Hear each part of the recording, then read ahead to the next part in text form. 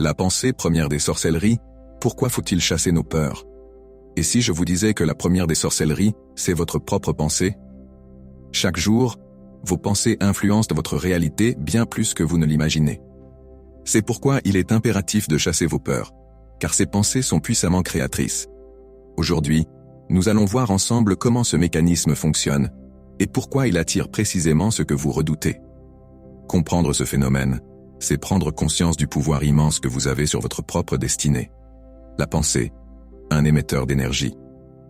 Chaque pensée que vous avez émet une fréquence, une vibration qui attire à elle des circonstances en résonance. Plus vous nourrissez une pensée, plus elle prend de la place dans votre esprit et s'ancre dans votre réalité. C'est ce que l'on appelle la loi de l'attraction, un principe énergétique fondamental utilisé dans tous les rituels de sorcellerie. En d'autres termes, ce que vous pensez avec intensité, vous le nourrissez énergétiquement, et il finit par se matérialiser. La peur, une force magnétique. La peur est l'une des émotions les plus puissantes qui existent.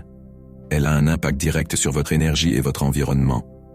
Lorsque vous laissez la peur vous envahir, elle devient une force magnétique qui attire précisément ce que vous souhaitez éviter. Si vous craignez l'échec, la solitude ou l'abandon, votre esprit projette en permanence ces images et ces scénarios, et finit par les rendre réels. Pourquoi cela impacte les rituels? Lorsqu'un rituel est lancé, il travaille avec votre énergie et vos intentions. Mais si vous nourrissez constamment la peur de l'échec, vous envoyez un message contradictoire à l'univers. Vous créez alors un blocage, comme si vous freiniez l'énergie du rituel. Un rituel a besoin d'un esprit aligné, confiant, prêt à accueillir le changement.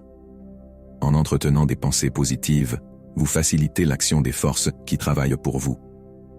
Comment chasser ces peurs? La clé pour éviter que vos peurs ne prennent le contrôle de votre réalité, c'est de les remplacer par des affirmations positives et une confiance inébranlable. Plutôt que de penser « et si ça ne marche pas », dites-vous « ce rituel est en train de fonctionner pour moi ». Visualisez la réussite, ressentez-la avant même qu'elle se manifeste. Chaque pensée positive est une graine plantée dans votre futur. En conclusion, votre esprit est la première force qui façonne votre vie. Si vous laissez la peur vous dominer, elle prendra le pouvoir. Mais si vous nourrissez la confiance et la certitude, vous ouvrez la voie au changement positif. Un rituel seul ne suffit pas. Il a besoin de votre soutien mental et émotionnel. Rappelez-vous, ce que vous pensez, vous le créez. Alors choisissez avec soin les pensées que vous entretenez, car elles sont les premières forces magiques de votre existence.